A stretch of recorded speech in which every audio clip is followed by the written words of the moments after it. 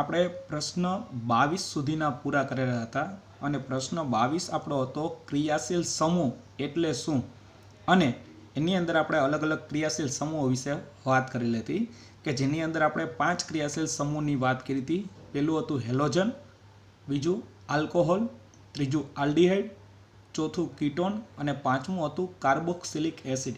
મિત્રો એ 5 ક્રિયાશીલ સમૂહ છે એ પૈકી છેલ્લા જે 4 ક્રિયાશીલ સમૂહ છે એ આપણા માટે ખૂબ જ અગત્યના છે અને એના વિશે આપણે નામકરણ છે, એનો કઈ રીતે ઉપયોગ થાય છે, એના કયા કયા ગુણધર્મો હોઈ શકે અથવા એના ઉદાહરણ કયા કયા હોઈ શકે, આ તમામ વસ્તુ વિશે આપણે આગળ પરિચિત થશું।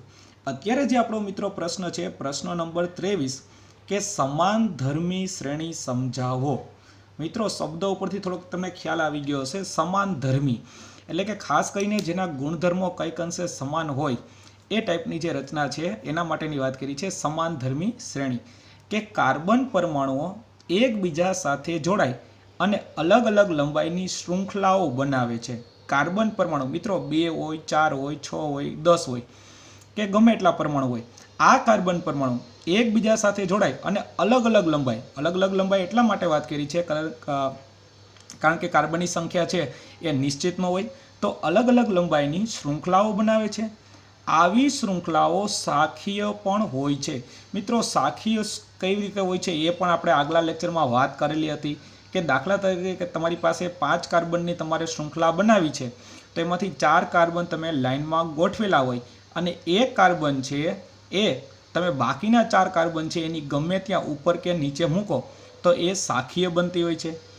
કાર્બન શૃંખલાઓ ઉપર રહેલા હાઇડ્રોજન પરમાણુને ઉપર દર્શાવેલ ક્રિયા સમૂહ પૈકી કોઈ પણ ક્રિયાશીલ સમૂહ દ્વારા વિસ્થાપિત કરી શકાય છે કે ભાઈ આપણે જે કાંઈ હાઇડ્રોકાર્બન શૃંખલા બનાવશું એમાંથી હાઇડ્રોજન પરમાણુને, હાઇડ્રોજન એટલે કે જે CH4 હોય, CH3 હોય કે C2H6 હોય એવા કોઈ પણ અણુસૂત્ર જે આપણે આગળના લેક્ચરમાં વાત કરેલી હતી એ હાઇડ્રોજન પરમાણુને કોઈ પણ ક્રિયાશીલ સમૂહ દ્વારા વિસ્થાપિત કરી શકાય છે। વિસ્થાપિત કરી શકાય એટલે એને છૂટો પાડી એટલે કે એમાંથી જે વધારાનો હાઇડ્રોજન છે એને છૂટો પાડી અને ત્યાં નવો કોઈ પણ ક્રિયાશીલ સમૂહ આપણે દાખલ કરી શકીએ।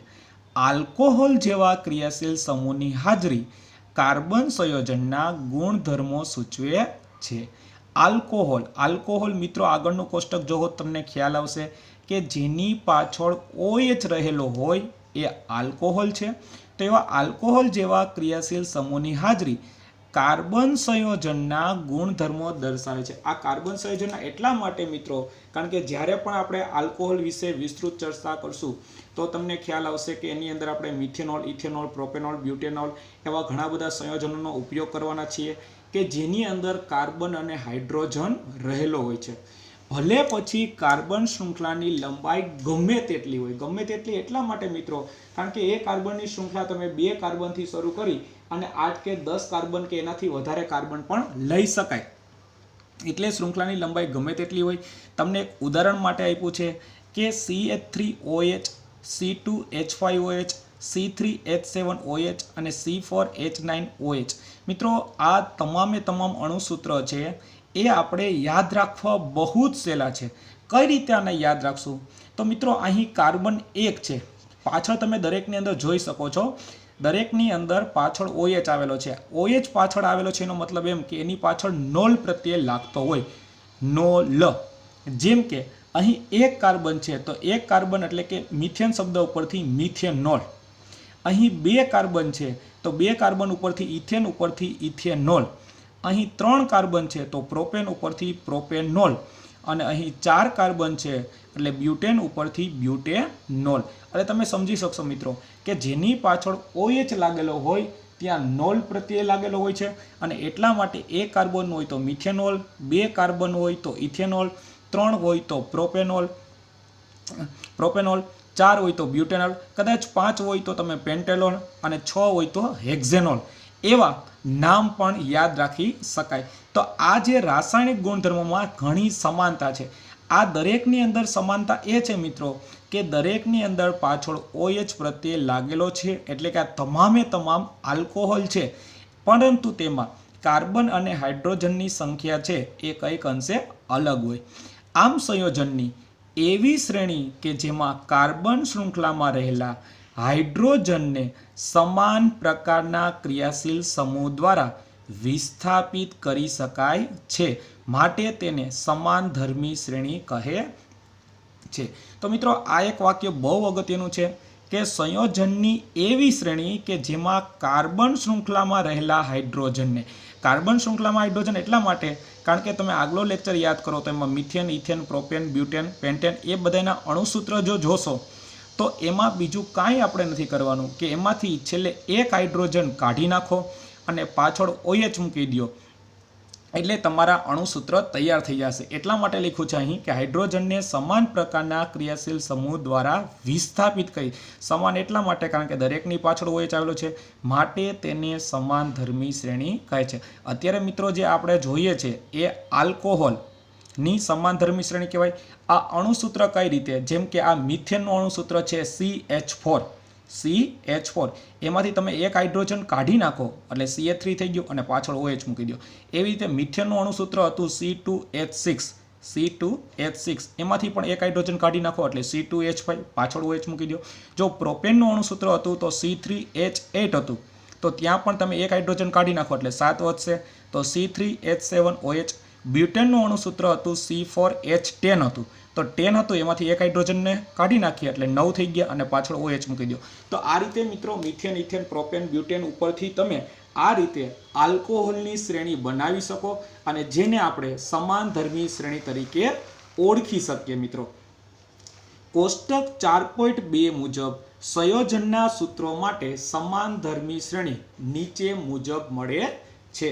હવે આ શ્રેણી કઈ રીતે તૈયાર થશે મિત્રો, તો એમાં અમુક વસ્તુ છે એ તમને સમાન લાગશે. જેમ કે અહીં તમને એક ઉદાહરણ માટે આપ્યું છે કે CH4 અને C2H6 આ અણુસૂત્ર છે મિથેનનું, આ અણુસૂત્ર છે ઇથેનનું. તો CH4 અને C2H6 તેઓ CH2 એકમથી જુદા પડે છે. CH2 એકમથી એટલા માટે જુદા પડે છે મિત્રો કારણ કે અહીં તમે જોઈ શકો કાર્બન 1 છે, અહીં કાર્બન 2 છે એટલે એક કાર્બનનો વધારો થયો, અને અહીં હાઇડ્રોજન 4 છે, અહીં હાઇડ્રોજન 6 છે, તો ત્યાં હાઇડ્રોજનનો 2નો ફેરફાર થયો એટલે CH2 એકમથી જુદા પડ્યા. એવી જ રીતે એના પછીની શ્રેણી જો વિચારીએ કે C2H6 એટલે ઇથેન હતું, તો ઇથેન પછી આવે પ્રોપેન, તો પ્રોપેનનું અણુસૂત્ર છે C3H8. તો આ બે વચ્ચે છે એમાં પણ તમે જોઈ શકો CH2નો તફાવત પડ્યો કારણ કે એક કાર્બન વધ્યો અને 2 હાઇડ્રોજન વધે. અને એવી રીતે એના પછીની જો વાત કરવામાં આવે C3H8 એટલે પ્રોપેન હતું અને એના પછી બ્યુટેન છે, તો બ્યુટેનનું અણુસૂત્ર છે C4H10. તો ત્યાં તમે જોઈ શકો છો કાર્બન 1 વધ્યો અને હાઇડ્રોજન 2 વધ્યા છે, તો ત્યાં પણ તેઓ CH2 એકમથી જુદા પડે છે. એટલે કે જો તમે ક્રમિક શ્રેણી પસંદ કરશો, ક્રમિક શ્રેણી એટલે કે મિથેન, ઇથેન, પ્રોપેન, બ્યુટેન એ ક્રમિક તમે એક સાથે લેશો તો દરેક વચ્ચે CH2 એકમનો ફેરફાર જોવા મળે. એટલે કે દરેકમાં એક કાર્બનનો વધારો થાય છે અને 2 હાઇડ્રોજનનો વધારો થાય. આ જોડીઓ વચ્ચે આણ્વીય દળોમાં 14 યુનિટનો તફાવત રહે છે. મિત્રો 14 યુનિટ જ શા માટે? એનું કારણ એક છે કે કાર્બનનું પરમાણુય દળ 12 યુનિટ છે, કારણ કે આપણને ખબર છે કાર્બન છે એમાં પ્રોટોન અને ખાસ કરીને ન્યુટ્રોનનો જો સરવાળો કરીએ એટલે 6 + 6 એટલે 12 થાય, જ્યારે હાઇડ્રોજનનું પરમાણુય દળ 1 છે. તો જો અહીંયા તમે 14 યુનિટ કઈ રીતે આવ્યા, તો આ CH2 છે, CH એટલે કાર્બનની કિંમત જો ગણતરી કરીએ તો આપણે 12 આવે અને હાઇડ્રોજન છે એની કિંમત 1 છે પરંતુ હાઇડ્રોજન 2 લેવાના, તો 12 + 2 એટલે 14. અહીંયા પણ 14 યુનિટ થાય, અહીંયા પણ 14, એટલે કે ક્રમિક શ્રેણીઓ વચ્ચે 14 યુનિટનો તફાવત રહે છે. આલ્કીનની સમાનધર્મી શ્રેણી આલ્કેનની જેમ સરખી જ છે. મિત્રો અત્યારે જે આપણે જોયું એ બધા હતા આલ્કેન, કારણ કે એમાં મિથેન, ઇથેન, પ્રોપેન એવા બધા નામ આવતા હતા એટલે આલ્કેન હતા. પછી આલ્કીન, આલ્કીન એટલે કે ઇથિન, પ્રોપીન, બ્યુટીન એ બધા આલ્કીન કહેવાય.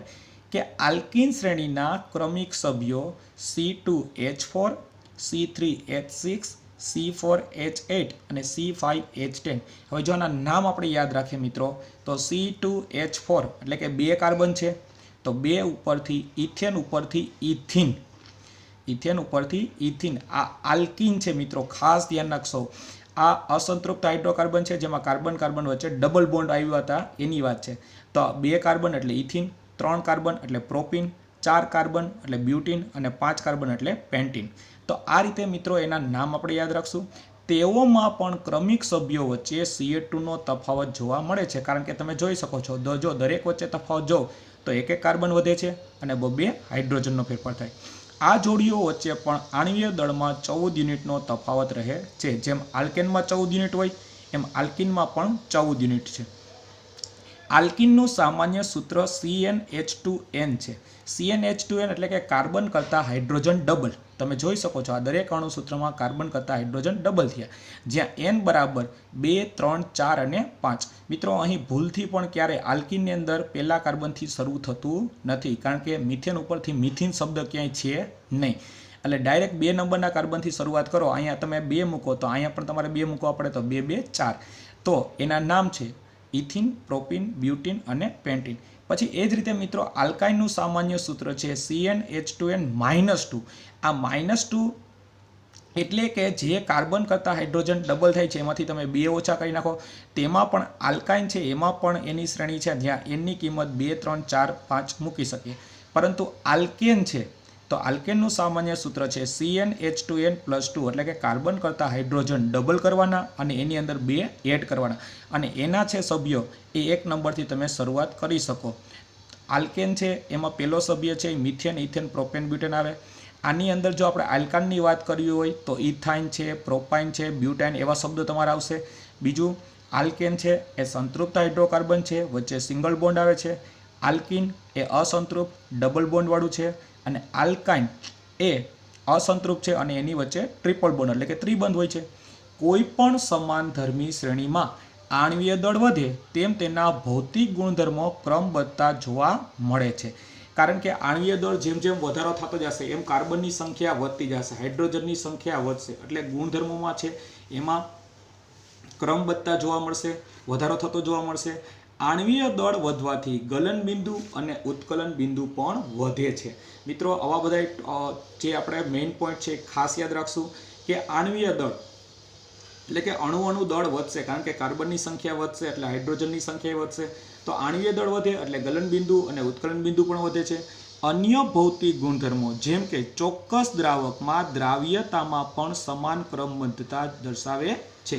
ચોક્કસ દ્રાવકમાં દ્રાવ્યતા એટલે શું કે ખાસ કરીને જો આપણે પાણીની વાત કરવામાં આવે, કારણ કે પાણી છે એ દ્રાવક જ છે, તો એની અંદર આ દરેકની દ્રાવ્યતા છે એ સરખી હોઈ શકે, પરંતુ રાસાયણિક ગુણધર્મો જે ક્રિયાશીલ સમૂહ દ્વારા નિર્ધારિત એટલે કે નક્કી થાય છે તે સમાનધર્મી શ્રેણીમાં એક સમાન જળવાઈ રહે છે. રાસાયણિક ગુણધર્મો એટલા માટે વાત કરી છે મિત્રો કે તમે આલ્કેન હોય, આલ્કીન હોય કે આલ્કાઇન હોય, એ દરેકના રાસાયણિક ગુણધર્મો સરખા જ રહેશે, કારણ કે દરેકની અંદર પાછળ OH રહેલું હોય, એટલે સમાનધર્મી શ્રેણી છે એની એક સરખી જળવાઈ રહેતી હોય.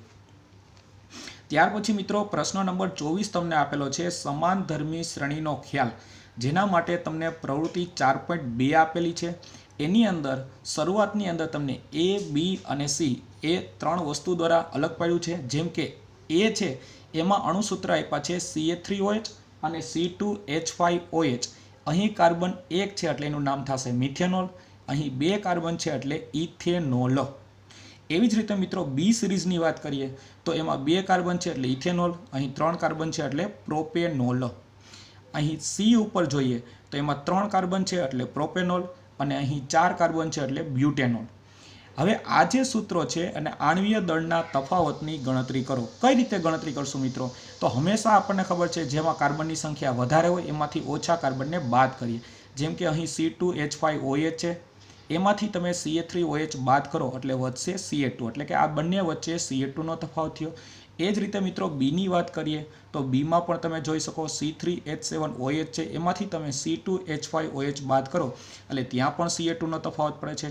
જો આપણે Cની વાત કરીએ તો એમાં પણ C4H9OH અને એમાંથી તમે C3H7OH બાદ કરો તો ત્યાં પણ CH2નો તફાવત મળે છે. એટલે કે ક્રમિક શ્રેણી વચ્ચે જે આગળ આપણે જોયું હતું એમ CH2નો તફાવત મળે છે. આ ત્રણેય વચ્ચે કોઈ સમાનતા છે? હા, સમાનતા એ છે કે દરેક વખતે CH2નો તફાવત જોવા મળે છે. એટલે કે ત્રણેયમાં CH2નો તફાવત એ 14 યુનિટનો જોવા મળે. 14 યુનિટ શા માટે મળ્યા હતા એ પણ ફરી પાછું રિપીટ કરું છું, કારણ કે કાર્બનનો પરમાણુય દળ 12 હતો અને હાઇડ્રોજન હતો એનો 1 × 2 એટલે 12 + 2 એટલે 14 યુનિટ.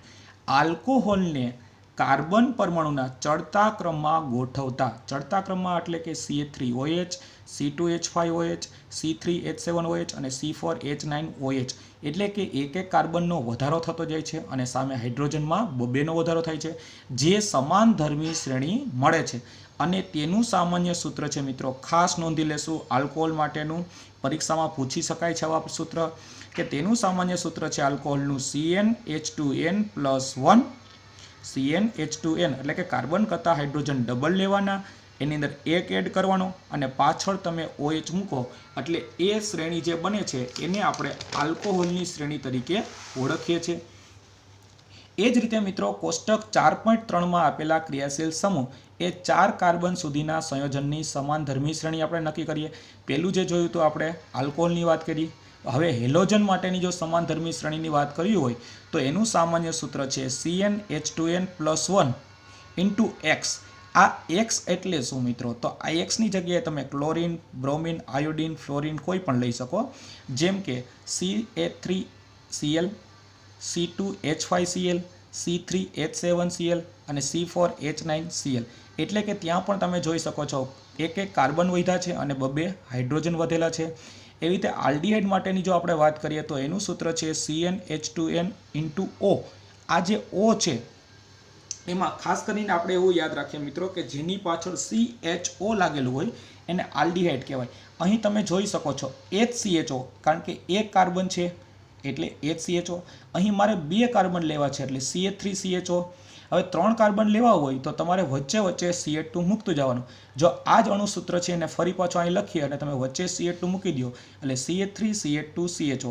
ફરી પાછું એક વધારાનું CH2 મૂકી દો, CH3 CH2 CH2 CHO. તો આના નામ થશે એક કાર્બન ઉપરથી મિથેનાલ, ઇથેનાલ, પ્રોપેનાલ અને બ્યુટેનાલ.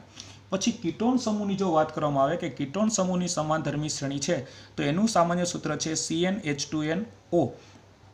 અહીં પણ યાદ રાખીએ કે કીટોનની અંદર વચ્ચે C અને O રહેલું હોય, જેમ કે અહીં CH3COCH3, CH3COCH3 3 કાર્બન છે એટલે એનું નામ થશે પ્રોપેનોન. અહીં તમે જોઈ શકો છો CH3CO, આ તો છે જ, પણ આની અંદર તમે CH2 મૂકી દો એટલે C2H5 થઈ ગયું. તો આમાં 4 કાર્બન રહેલા છે એટલે એનું નામ થશે બ્યુટેનોન. અહીં તમે જોઈ શકો છો 5 કાર્બન થયા, 1, 2 અને 3 અહીંયા, એટલે 3 + 2 એટલે 5 થઈ ગયા. તો 5 એટલે પેન્ટેનોન. અને અહીં તમે કાર્બન જોઈ શકો છો 1, 2 અને 4 અહીં છે એટલે 6, એટલે કે એનું નામ થશે હેક્ઝેનોન. એવી જ રીતે કાર્બોક્સિલિક એસિડનું સમૂહની જો વાત કરવામાં આવે તો એનું સામાન્ય સૂત્ર છે CnH2nO2. O2 એટલે મિત્રો વચ્ચે ડબલ O આવશે, એ ખાસ ધ્યાન રાખશું.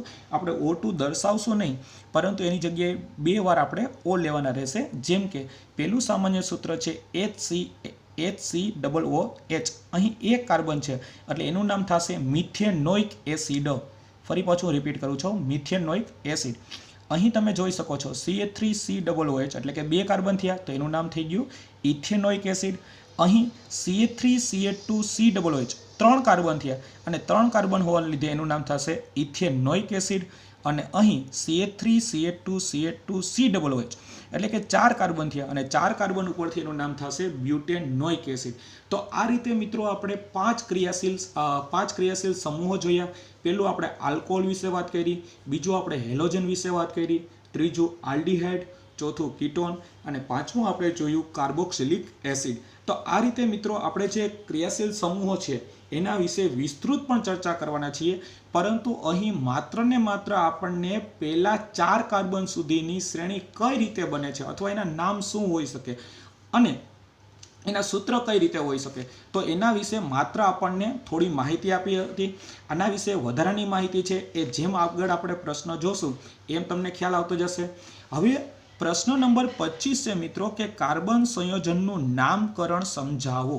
હવે નામકરણ એટલે શું કે મિત્રો કાર્બન સંયોજનનું નામકરણ ખાસ કરીને આપણે નામકરણ છે એની અંદર અત્યાર સુધી આપણે સામાન્ય નામ વિશે પરિચિત છીએ, રાસાયણિક નામ વિશે પરિચિત છીએ, પરંતુ હવે એક નામ તમારે જે આવશે એ છે IUPAC નામ.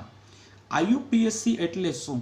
તો એ 9મા ધોરણમાં પણ તમારો શબ્દ આવી ગયો છે, international union of pure and applied chemistry. મિત્રો આજે આખું ફૂલ ફોર્મ છે એ તમારે 9મા ધોરણમાં પણ આવી ગયું છે। હવે IUPAC નામ છે એ આખા વર્લ્ડની અંદર એક નામથી પરિચિત હોય એવો શબ્દ છે, એટલે કે તમારે હવે પછીના જે પ્રશ્ન આવશે એમાં ઘણીવાર તમારે સામાન્ય નામ યાદ રાખવાના થશે, એના રાસાયણિક નામ યાદ રાખવાના થશે અને વધારામાં એક IUPAC નામ પણ યાદ રાખવાના છે। મિત્રો IUPAC નામ બહુ સહેલા છે, તમે કોઈ પણ સૂત્ર હોય એની અંદર પહેલાં તમને ક્રિયાશીલ સમૂહ ખ્યાલ આવી જાય કે જે આપણે 5 ક્રિયાશીલ સમૂહની વાત કરી હતી, એક ક્રિયાશીલ સમૂહની ઓળખ થઈ જાય અને બીજું કાર્બનની સંખ્યા તમે નક્કી કરી શકતા હોય અણુસૂત્ર ઉપરથી, તો એના ઉપરથી તમારે IUPAC નામ છે એ ઝડપથી યાદ રહી જશે, એને આપણે ગોખવાની જરૂર પડશે નહીં। એ જેમ જેમ આગળ પ્રશ્ન ચાલશે એમ તમને ખ્યાલ આવતો જશે। હવે આપણે જે પ્રશ્ન નંબર 25ની વાત કરીએ કે કાર્બન સંયોજનનું નામકરણ સમજાવો, તો સમાનધર્મી શ્રેણીમાં સંયોજનના નામનો આધાર મૂળભૂત કાર્બનની એવી શૃંખલા ઉપર રહેલો છે કે જેમાં ક્રિયાશીલ સમૂહની પ્રકૃતિ સૂચવતા પૂર્વક શબ્દ આગળ કે પ્રત્યય શબ્દ સમૂહની પાછળમાં ફેરફાર દ્વારા થાય છે।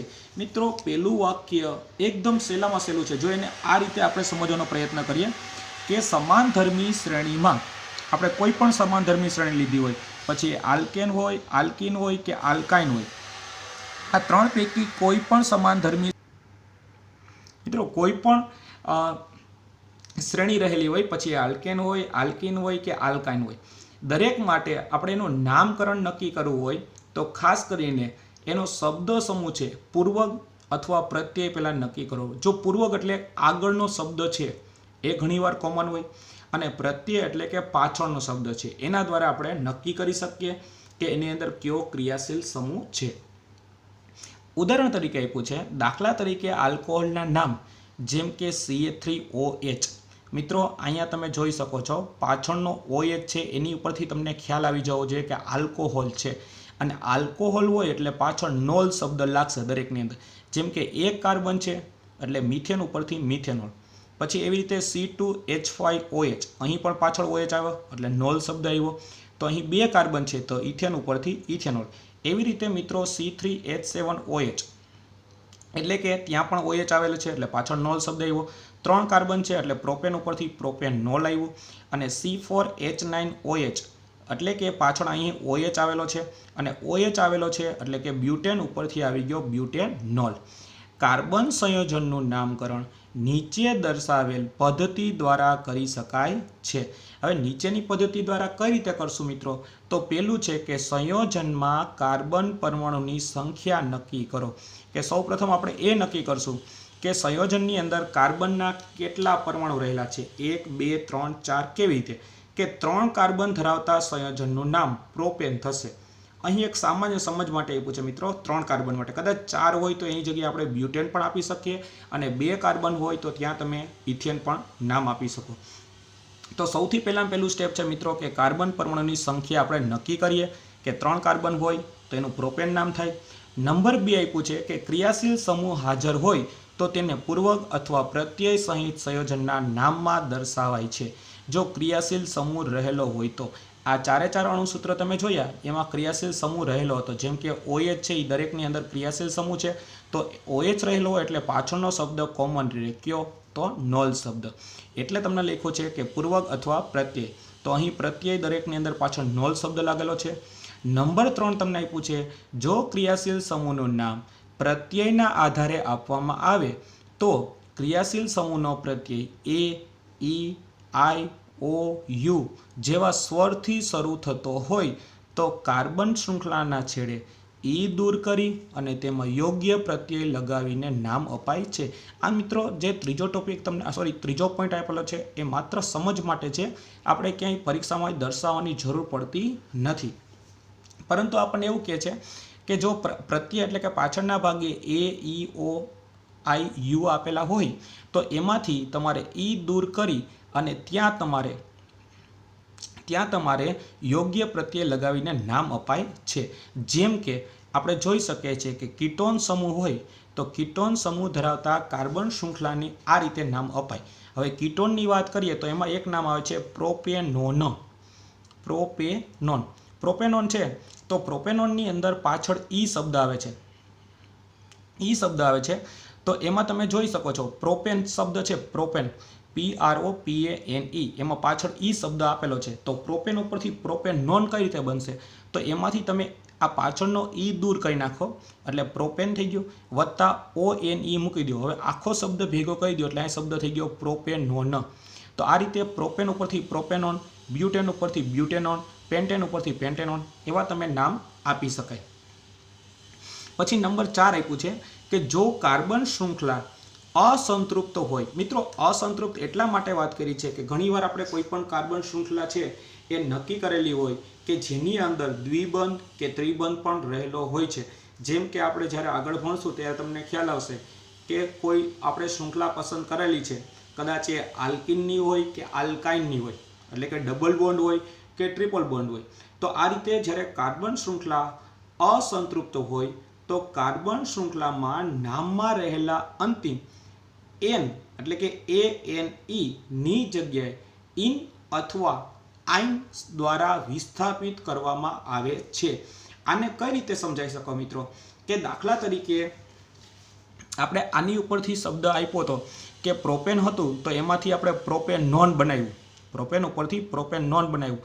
તો એવી રીતે મિત્રો આ પ્રોપેનોન શબ્દ છે એ આપણે એવું કહી શકીએ કે પ્રોપેનોન શબ્દ બનાવ્યો, પણ એ રીતે જ્યારે ડબલ બોન્ડ કે ટ્રિપલ બોન્ડ હોય, જો ડબલ બોન્ડ હોય તો ઇન શબ્દ આવશે, અને ટ્રિપલ બોન્ડ હોય એટલે કે દ્વિબંધ હોય તો ઇન શબ્દ આવશે, અને ત્રિબંધ હશે ત્યારે આઇન શબ્દ દ્વારા આપણે રજૂ કરી શકાય. દાખલા તરીકે આપણે જોઈએ કે દ્વિબંધ ધરાવતા 3 કાર્બન શૃંખલા, એમાં પ્રોપેન ઉપરથી થઈ ગયું પ્રોપીન. 3 કાર્બન હતું તો 3 કાર્બન એટલે મિથેન, ઇથેન, પ્રોપેન.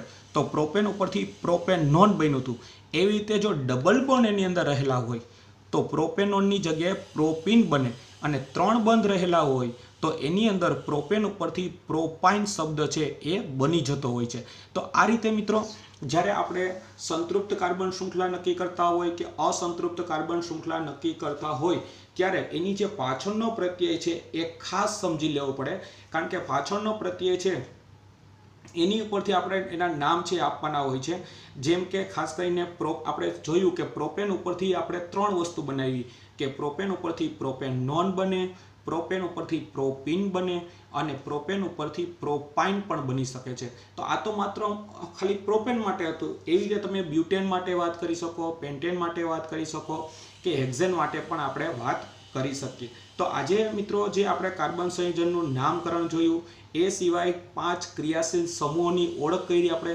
મિત્રો ફરી પાછું હું રિપીટ કરું છું કે જે 5 ક્રિયાશીલ સમૂહની આપણે વાત કરેલી છે, ફરી પાછું હું રિપીટ કરું કે જેની અંદર ખાસ કરીને આપણે આલ્કોહોલ, હેલોજન, આલ્ડીહાઇડ, કીટોન અને કાર્બોક્સિલિક એસિડ, એ તમામની અંદર જે આપણે એના સામાન્ય સૂત્ર આપ્યા, એના ઉપરથી આપણે એના અણુસૂત્રની વાત કરેલી છે, અને તમામ અણુસૂત્ર છે એને આપણે યાદ રાખવાના છે, ગોખવાની જરૂર નથી. કારણ કે દરેકની અંદર તમે જુઓ કે લગભગ ક્યાંક ને ક્યાંક સમાનધર્મી શ્રેણી રહેલી છે, અને એ સમાનધર્મી શ્રેણીની અંદર તમે જોઈ શકો છો કે ખાસ કરીને CH2નો તફાવત હોય છે. CH2 એટલે કે તમે એક પછી એક સભ્ય લખતા જાઓ કે પછી તમે આલ્કોહોલની શ્રેણી પસંદ કરો, કાર્બોક્સિલિક એસિડની પસંદ કરો, આલ્ડીહાઇડની પસંદ કરો, કે દરેકની અંદર CH2નો તફાવત હોય. એટલે કે એક કાર્બન વધે છે અને 2 હાઇડ્રોજન વધે છે. માત્ર તમારે એ યાદ રાખવાનું છે કે એ શ્રેણીને ઓળખવી કઈ રીતે, ક્રિયાશીલ સમૂહને આપણે કઈ રીતે ઓળખવી. તો એ પણ હું રિપીટ કરું છું કે આલ્કોહોલ હોય તો પાછળ OH લાગેલો હોય, એ ખાસ નોંધી લેવાનું. જેની પાછળ Cl હોય એટલે કે ક્લોરીન છે, બ્રોમિન છે, આયોડિન છે કે ફ્લોરિન રહેલો હોય પાછળના ભાગે, તો એને આપણે હેલોજન શબ્દ મૂકવાના છીએ. જેની અણુસૂત્રની અંદર પાછળ CHO રહેલો હોય તો CHO એટલે કે આલ્ડીહાઇડ કહેવાય છે એને. પછી આપણે જે અણુસૂત્રનો ઉપયોગ કરશું અને જો એમાં વચ્ચે C અને O રહેલો હોય, C અને O, બરાબર, તો એને આપણે કીટોન તરીકે ઓળખશું. અને જે ક્રિયાશીલ સમૂહની અંદર COOH એટલે કે પાછળના ભાગે COOH રહેલો હોય તો એને કાર્બોક્સિલિક એસિડ તરીકે ઓળખી શકીએ. તો આ રીતે મિત્રો જે 5 ક્રિયાશીલ સમૂહ છે એની હું એટલા માટે વાત કરું છું કારણ કે હવે પછીના જ્યારે આપણે પ્રશ્ન ભણવાના છીએ ત્યારે એની અંદર આ જે 5 ક્રિયાશીલ સમૂહ વિશે આપણે વિસ્તૃત ચર્ચા કરવાના છીએ. એના ઉદાહરણની ચર્ચા કરશું, એના ગુણધર્મોની ચર્ચા કરશું, પ્લસ એના રાસાયણિક નામ શું છે અને IUPAC નામ શું છે, આ તમામ વિશે આપણે વિસ્તૃત ચર્ચા કરીશું. આભાર.